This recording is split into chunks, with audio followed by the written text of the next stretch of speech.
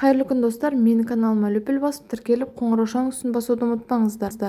Бүгін сіздермен өте керемет тоқтаусыз медовик жасайтын боламыз. Ең алдымен ыдысымызға балды салып, қатты отта араластыратын боламыз ергенінше.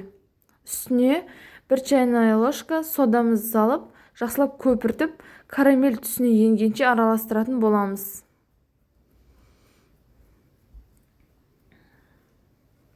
Енді оның үстіне сары майымызды салып, жақсылап араластырамыз, май ергенінше.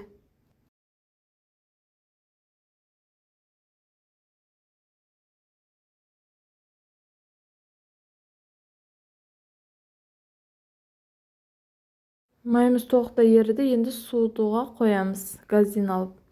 Ыдысымызға жұмыртқамызды салып миксерлейміз.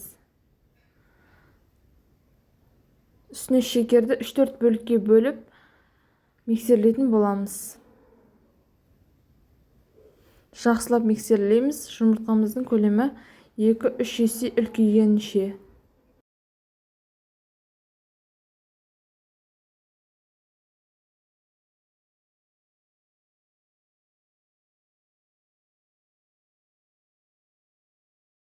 Міне жақсылап көтерілді. Енді жаңағы қоспамызды сұйықтыққа жұмыртқаның үстіне қосамыз. Және жақсылап миксерлейтін боламыз.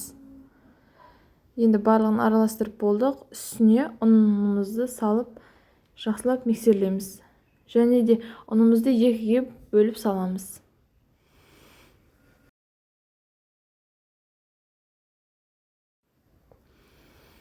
Енді кремімізді жасайтын боламыз. Жұмыртқаға шекер, ұнды салып араластырамыз. Көріп тұрғандарыңыздағыдай. Және де сүтті 2 бөліп қоямыз. Бірінші кішкене бөлігін, енді барлығын құйып араластырамыз. Енді оны отқа қоямыз. Сүтіміз қоюланғанша жақсылап араластыратын боламыз.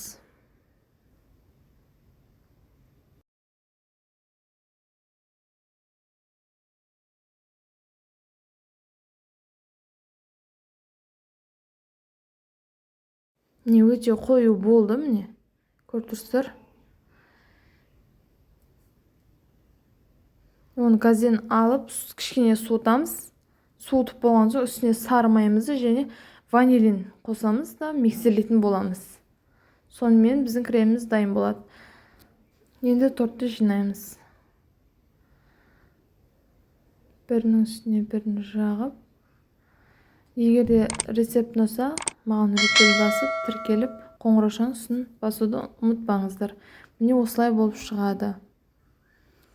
Ас болсын, сіздермен болған Меруерт.